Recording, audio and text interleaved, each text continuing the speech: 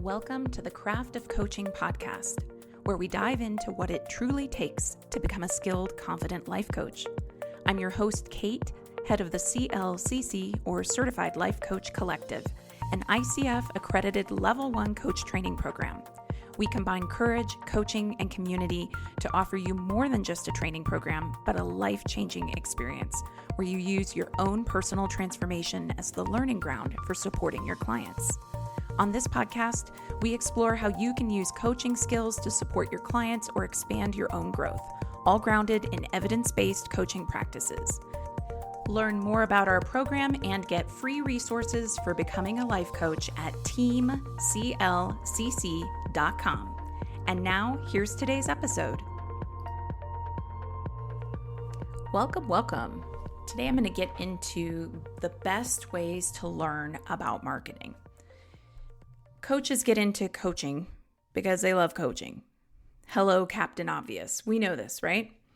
And yet at the same time, there's this reality that most of the time to find clients, they aren't just, like jumping onto your windshield as you're driving down the street, right? Or knocking on your door saying, hey, can you coach me? Now, we've had a lot of new options open up in the industry where clients come to you, Ezra, Lyra, BetterUp, lots of different, providers of coaching that are out there.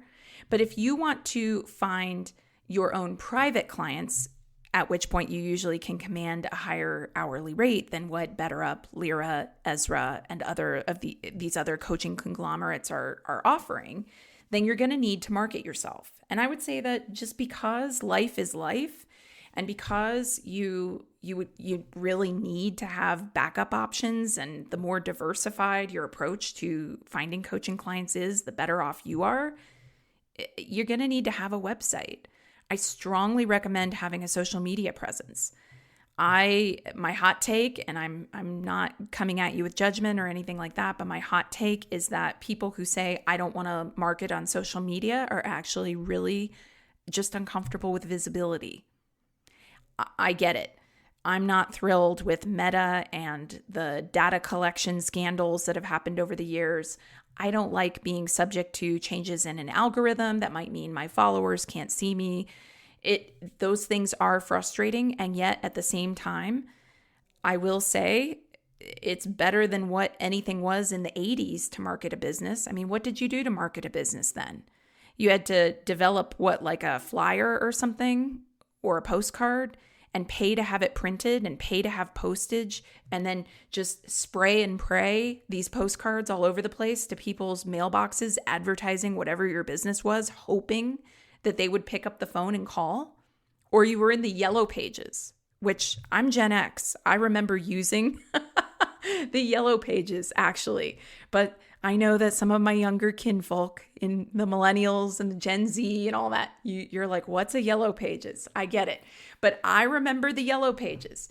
And let me just tell you, the conversion potential of a yellow pages or a spray and pray of mailers and things like that is nothing compared to the ability to just go online on a social media platform of your choosing, and there are many these days, and essentially say, hey, I help people with this problem find their way to this solution, and then get a client. Come on. There's no comparison. There's just no comparison. You're also not limited by geography. It's also free to set up these profiles, whereas you're not paying for things. If you do decide you want to pay to boost a post or advertise, it's a lot less expensive than it would have been. I mean, on and on and on, okay? So we are living in something of a golden age of opportunity with all of this. So let's talk about the best ways to learn about marketing, because you're going to need some level of marketing know-how. In the Certified Life Coach Collective program, CLCC, we provide you with marketing assets. So we provide you with marketing training. We also provide you with a lot of your get up and go, client contracts and things like that. We really have tried to design this program from a place of end to end, soup to nuts. Do you have everything you need to become a confident and courageous coach out there?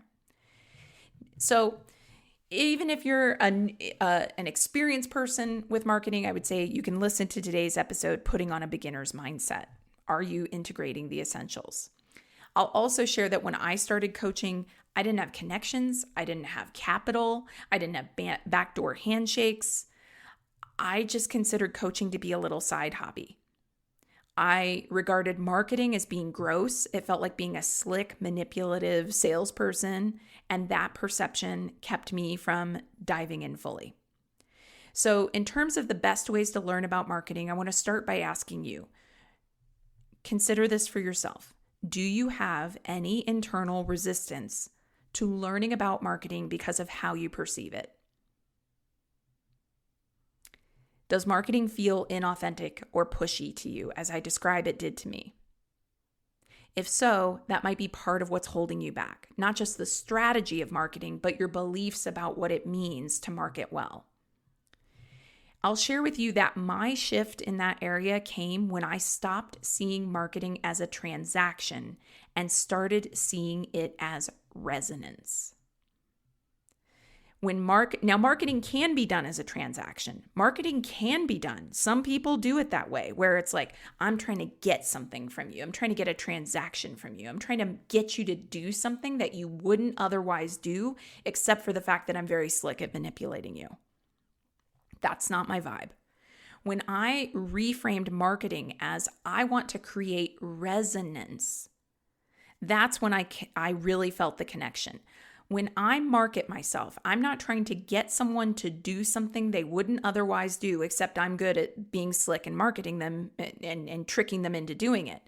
Instead, I am essentially putting out there my message, my values, my integrity, and I am trusting that people will resonate with that. When people resonate with what you stand for, they're far more likely to say, I would like to hire you. And that ends up being marketing that feels good. Next thing I'm going to talk about for, the best ways to learn about marketing. And I am going to get into some strategic advice here, is I want to talk about commitment. Most new coaches say that time or money is the biggest barrier to building a business. But here's the truth. You're going to have to invest either one or the other. Either you're going to spend time learning and doing the work of marketing yourself, or you're going to have to pay money to have someone else market for you. That's not unique to coaches. That's the reality for any entrepreneur.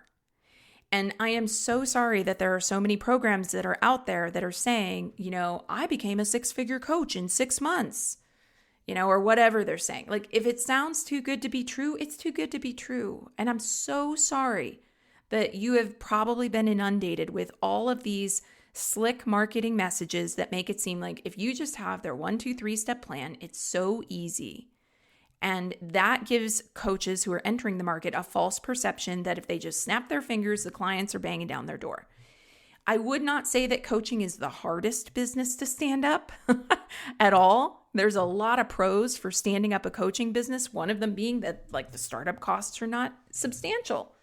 What do you really need? You need a phone line and you need a website, an internet connection, But you do have to commit to this, and you do have to say, I'm going to put some time into learning how to market myself. So I want to ask you, what's your commitment? There's another reframe that you can take on with the commitment that it takes, which is that if you're truly committed, if you really want to do this work, then every time you put effort into content creation or commenting on people's posts on their social media platforms to try to network a little bit, or you create a podcast or you're interviewed for a podcast, you might almost want to consider this as being a little bit like money in the bank. Little deposits of money in the bank, like a couple pennies here, a couple dollars there. It may not bring instant success, but over time, all of these commitments that you're making, all of these investments that you're making into building a brand and messaging, it will add up. I once had an experience where a journalist contacted me and wanted to interview me for a major magazine story because of a guest post that I had written for somebody else's website years before. So that's what I mean when I say all of these little investments that you make are like putting a little bit of money in the bank at a time. It's an investment. It doesn't look like a lot when it's just a couple dollars here or there, but over time, it does add up. And you never know when something's going to resonate or hit with someone at exactly that moment. So the two things I want to talk about first are you confronting that internal resistance that you might have to learning about marketing because of how you perceive it? And second is, what's your commitment? And reframing the investment of your time, not as a waste of time, but as, hey, I'm building something here. And if you want to go deeper into all of this, definitely check out the Coaching Blueprint Digital Marketing Program. This is a program that I've designed that is at coachingblueprintprogram.com. And it is an end-to-end program that's really looking at who you are and what your resistance to marketing might be, as well as telling you very, very directly, like, here are the strategic things that I have done to build my business. So a little bit of help for you if you want it. The third thing I'm going to talk about, and now I'm going to get a little more strategic with the best ways to learn about marketing. You can market any way that you want to. You're going to have some people who are going to be like, here's why you have failed at marketing. It's because you haven't been doing webinars. And then, you trot over there and you do webinars. And then somebody else is like, here's why you failed at marketing. You need to do Facebook ads. And you do Facebook. Like, instead of getting pulled in all those directions, I would like to simplify this for you. You need to focus on problem and solution in all of your messaging.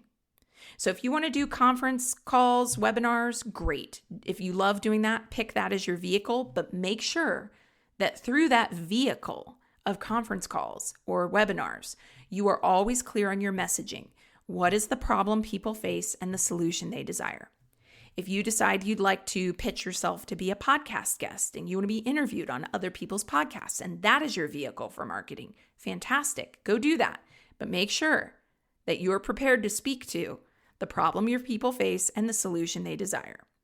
If you decide that you want to be on a particular social media platform, or if you want to run ads, or if you want to go network at your local BNI group, or you want to go do lunch and learns, doesn't matter. All of those are vehicles for marketing. All of them can be very effective. But they are all for nothing if you don't know how to talk about what's the problem people face and the solution that they desire. So let's get into that a little bit. All right. Are you clear on what your clients struggle with and what they want instead? You do not have to come up with something wildly unique. I am clear that for my clientele who find me at yourcourageouslife.com, people struggle with feeling stuck in their fear and learning how to practice courage and feel confident and courageous. I didn't invent that. That's not new. That's not like, this amazing brainchild that's just like a revolutionary thing. People have been struggling with fear for God knows how long, since the dawn of human history.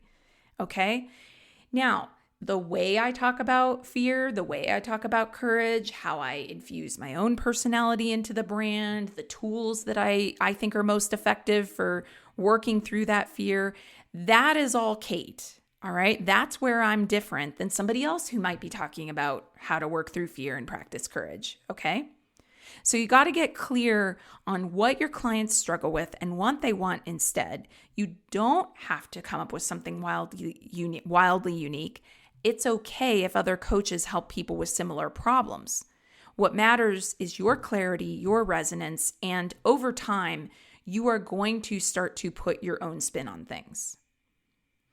Now, the next thing I sometimes hear from new or emerging coaches is that they feel like they have to pick a niche, and they're worried that if they pick a particular niche or particular problem to focus on and they want to change their mind later, that they can't.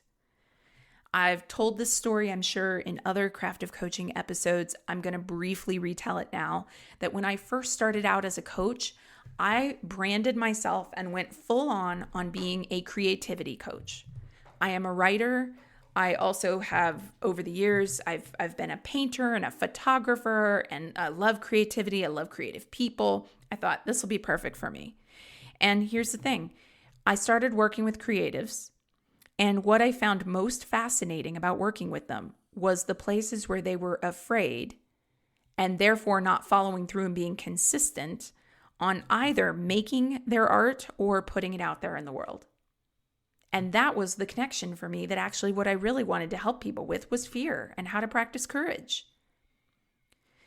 Most of my colleagues in the coaching world have changed their coaching niche at least once.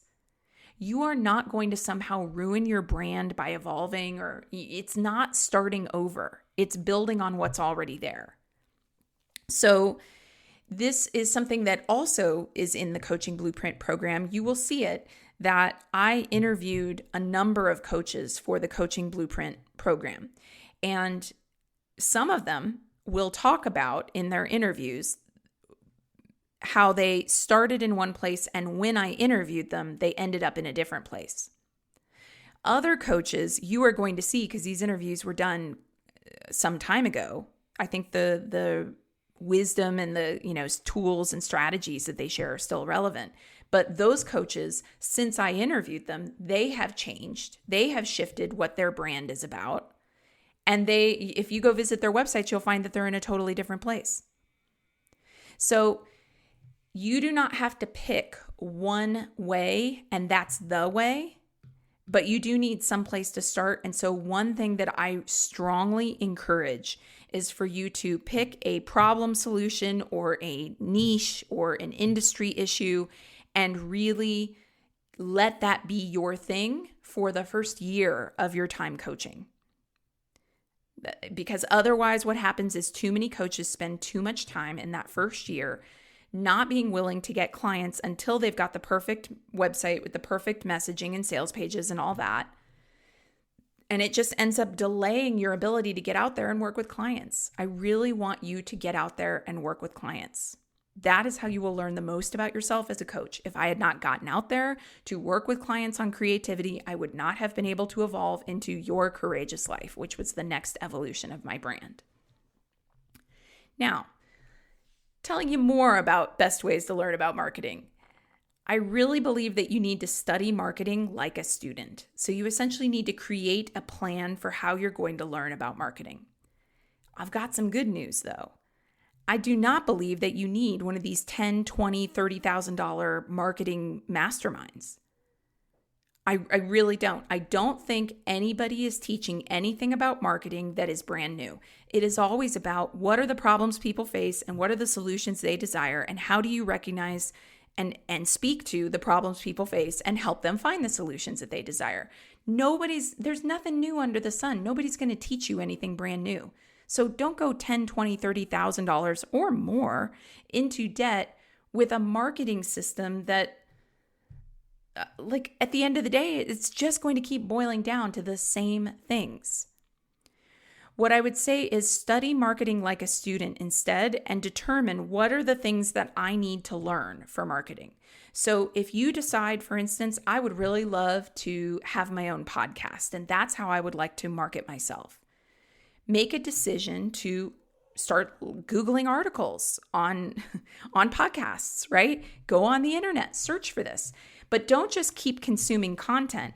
Try to learn like a student.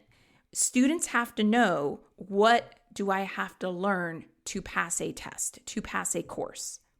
So sit down and go, okay, what do I have to know if the test here or the passing the course here is my ability to publish podcast episodes? Then what do I need to know? Well, I probably need to have some ideas for content. I probably need to know what software I'm going to use to record the podcast.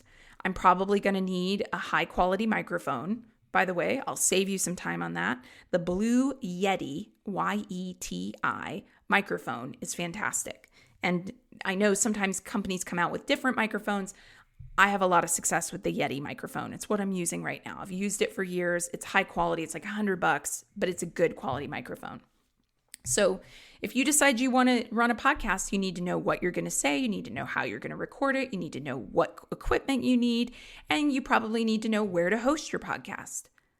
So make a list of what it is you need to know and then study marketing like a student and use free content strategically. If you want to go another layer in, there is a recommended resource that I have. It's a book. It's by the Strategizer Group. One of the authors, though, is Osterwald. The book is called Value Proposition Design. Now, if you are a brand new coach, value proposition design is probably going to feel a little like, whoa, it's, thick book and it, walks you through a lot of different exercises and stuff. But until you know what it is you want to do as a coach, it might be a little much. But if you for sure know, here's how I would like to approach my coaching business, value proposition design is an excellent resource. And I've already mentioned the Coaching Blueprint program at coachingblueprint.com, which is another option. I would also say too that, put the foundation first. First, make the commitment to marketing. Be willing to learn through doing.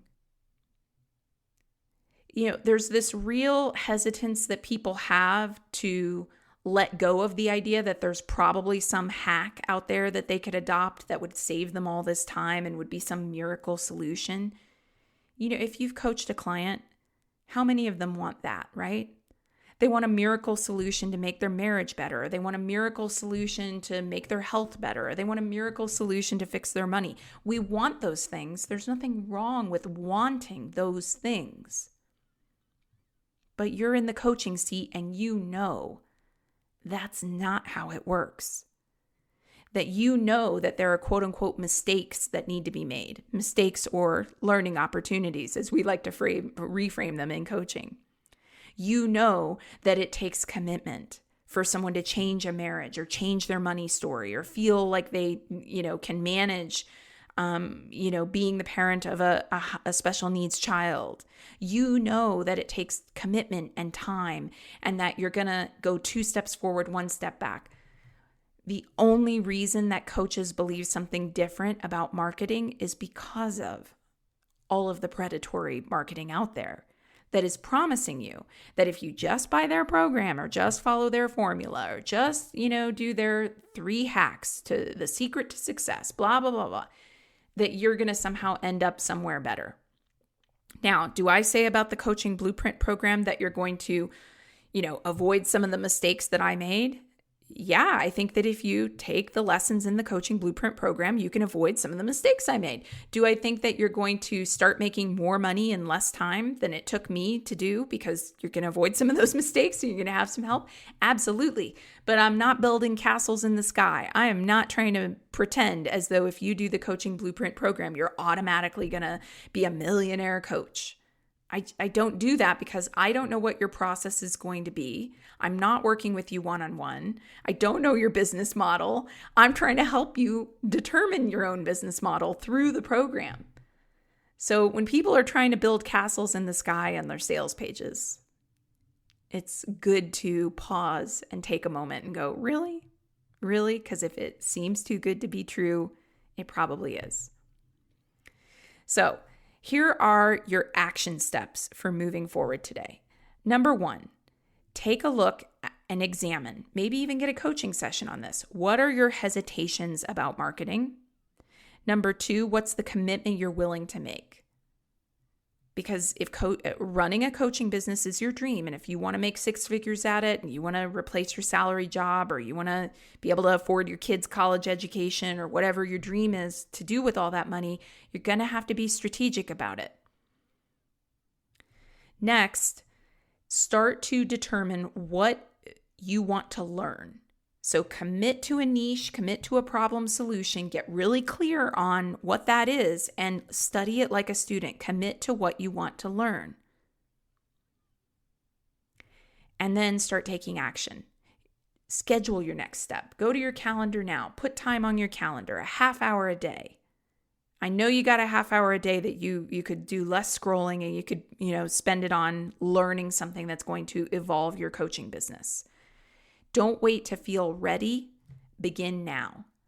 Because there is no ready, really. I mean, even I've been doing this forever, it feels like anyway.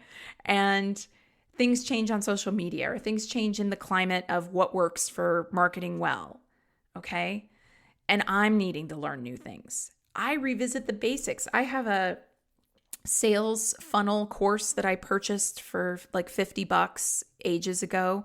And I revisit that course once a year and kind of look at my sales pages and just go, is there anything I'd change? Stuff like that. Revisit the basics. You're always going to be revisiting the basics. So make it actionable. Grab your calendar, block time, take one step. Start learning marketing with the same commitment you bring to coaching your clients. It will pay off. All right, that's it for today's episode. Thank you so much for listening. Before you go, would you help us out and take a moment to give us a rating in iTunes, Spotify, or wherever you're listening? It really helps us get the word out to other listeners. And before you go today, would you like free resources to support your coaching journey? Whether you're considering becoming a coach or you want advanced coach skills training, access our coaching resource library at teamclcc.com. Again, that's teamclcc.com. Can't wait to connect with you. And again, thanks for listening.